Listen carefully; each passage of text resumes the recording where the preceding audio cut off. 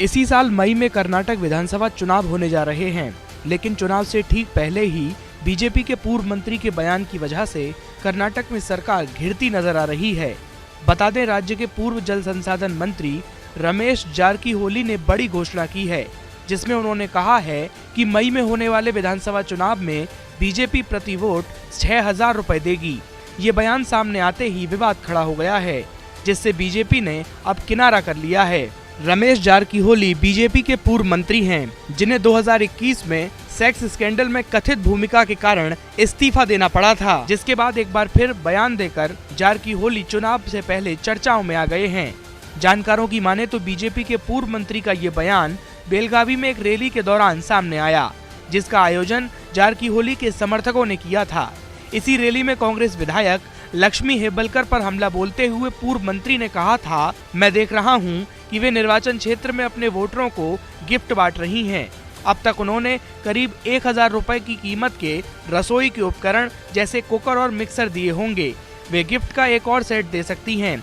इन सभी को मिलाकर करीब 3,000 रुपए खर्च हो सकते हैं। मैं आपसे आग्रह करता हूं कि अगर हम आपको 6,000 रुपए नहीं देते हैं तो हमारे उम्मीदवार को वोट न दें। गौरतलब है कि कांग्रेस के लक्ष्मी हेब्बलकर बेलगावी जिले के बेलागवी ग्रामीण निर्वाचन क्षेत्र का प्रतिनिधित्व करते हैं। रमेश जारकीहोली बेलगावी के गोकर्ण निर्वाचन क्षेत्र का प्रतिनिधित्व करते हैं।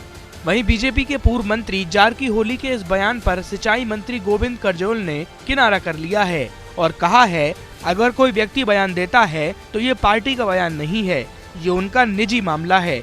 हमारी पार्टी में इस तरह की चीजों के लिए कोई जगह नहीं है। हमारी पार्टी एक विचारधारा पर बनी है, जिसके कारण ये देश की सत्ता में आई है और नरेंद्र मोदी के नेतृत्व में दूसरी बार स्पष्ट बहुमत के साथ सत्ता में आई है। 2023 के चुनावों में भी हम स्पष्ट बहुमत के साथ सत्ता में आएंगे। भले ही बीजेपी की ओर से इस बयान का खंडन किया जा रहा हो, लेकिन पूर्व मंत्री के बयान को लेकर कांग्रेस हमलावर हो गई है। कांग्रेस की ओर से चुनाव आयोग को पूर्व मंत्री पर ध्यान देने की बात कही गई है। कांग्रेस की ओर से कांग्रेस एमएलसी नागराज यादव का कहना है कि रमेश ने जो कहा है वह असंवैधानिक है। आचार संहिता अभी तक लागू नहीं हुई है। एक बार जब ऐसा हो जाता है, अगर इस तरह के बयान दोहराए जाते हैं तो उन्हें या बीजेपी के किसी भी व्यक्ति को प्रतिबंधित किया जाना चाहिए। फिलहाल बीजेपी के पूर्व मंत्री के बयान पर सियासत तेज हो गई है। ऐसे में देखना होगा कि चुनाव से पहले रमेश के इस बयान पर इलेक्शन कमीशन की ओर से क्या कदम उठाया जाता है।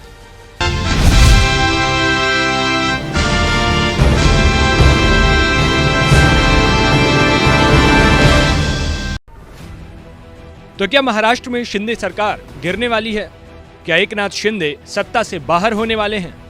ऐसा इसलिए क्योंकि एनसीपी के विधायक अमोल मिटकरी ने बड़ा दावा किया है। उन्होंने कहा कि शिंदे फडणवीस सरकार का काउंटडाउन शुरू हो चुका है।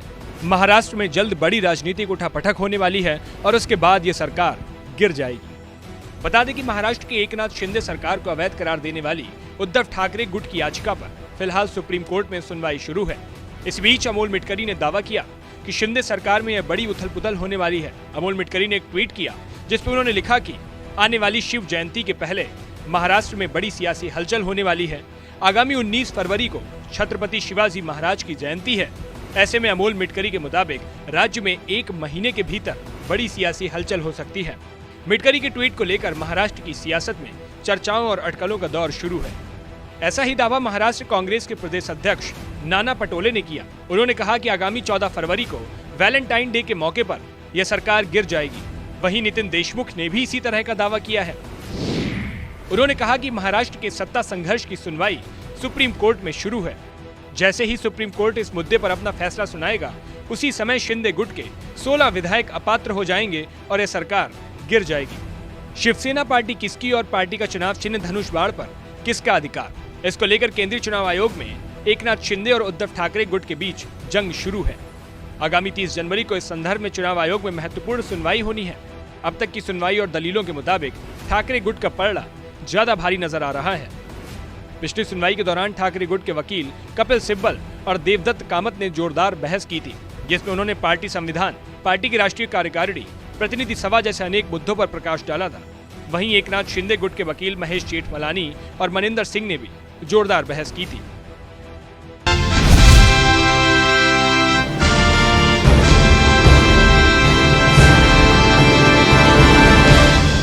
एकनाथ शिंदे ने आगामी विधान परिषद चुनाव के लिए आयोजित एक रैली को संबोधित करते हुए ये कहा है कि महाराष्ट्र का शिक्षा विभाग पुरानी पेंशन योजना का अध्ययन कर रहा है।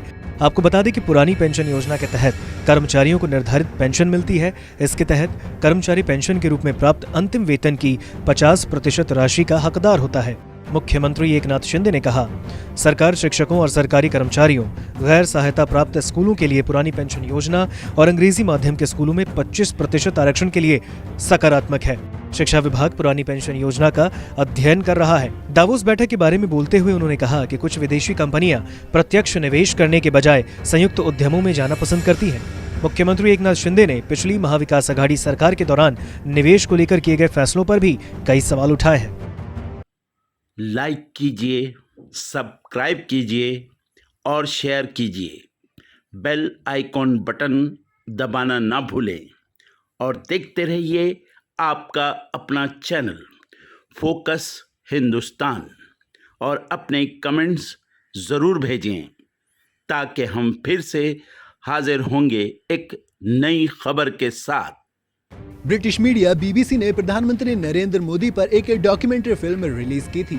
नाम था India the Modi question. Documentary की रिलीज पर भारत सरकार ने सवाल खड़े किए हैं और इसे एक प्रोपेगेंडा करार दिया है। कहा यह जा रहा है कि जब इन दंगों की जांच पूरी हो चुकी है और सर्वोच्च अदालत अपना फैसला भी दे चुकी है तो इस डॉक्यूमेंट के रिलीज करने और इसमें एक फैसला निकालने के क्या मायने हैं। अब इसलिए सरकार ने डॉक्यूमेंट्री के हिस्सों को सोशल मीडिया पर जारी करने से रोक लगा दी है। सरकार ने अपनी इमरजेंसी पावर्स का इस्तेमाल करके इस डॉक्यूमेंट्री पर बैन लगाया है। सूचना प्रसारण मंत्रालय ने इस डॉक्यूमेंट्री के पहले एपिसोड को दिखाने वाले कई यूट्यूब वीडियो पर रोक लगाने के निर्देश दिए। माना यह जा रहा है कि संबंधित यूट्यूब वीडियो के लिंक शेयर करने वाले 50 से ज्यादा ट्वीट्स को भी ब्लॉक करने को कहा गया है और यूट्यूब और ट्विटर दोनों ने वीडियो हटा लिए हैं। बताया यह जा रहा है कि विदेश, गृह और प्रसारण सहित कई मंत्रालयों के सीनियर अधिकारियों ने डॉक्यूमेंट्री की जांच की थी। डॉक्यूमेंट्री देखने वाले अधिकारियों के मुताबिक इस डॉक्यूमेंट्री को भारत के सुप्रीम कोर्ट के अधिकार और विश्वसनीयता पर ऑब्जेक्शन उठाने वाली, विभिन्न भारतीय समुदायों के बीच विभाजन करने वाली और भारत में विदेशी सरकारों के काम करने के बारे में निराधार आरोप लगाने के प्रयास के रूप में देखा गया था। साथ ही इस डॉक्यूमेंट्री को भारत की संप्रभुता और अखंडता को कमजोर करते हुए पाया गया और ये विदेशी राज्यों के साथ भारत के रिलेशंस पर गलत असर डाल सकती है। जिसके बाद यूट्यूब और ट्विटर को आईटी नियम 2021 के तहत इमरजेंसी शक्तियों का इस्तेमाल करते हुए लिंक शेयर करने वाले आपत्तिजनक वीडियो और ट्वीट को हटाने के लिए कहा गया है। आपको बता दें कि आईटी नियम 2021 की धारा 16 के तहत इस डॉक्यूमेंट्री के प्रसारण पर रोक लगाई गई है।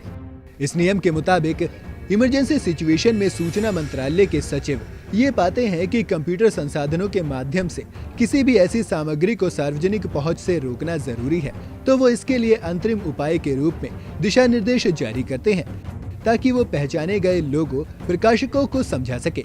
इसके बाद सचिव ऐसे कंटेंट के प्रसारण पर रोक लगा सकते हैं। हालांकि सरकार की कार्रवाई के बाद विपक्षी दलों ने तीखी प्रतिक्रिया जताई। कांग्रेस नेता जयराम रमेश ने कहा कि बीबीसी डॉक्यूमेंट्री को ब्लॉक करने का आदेश सेंसरशिप के समान है।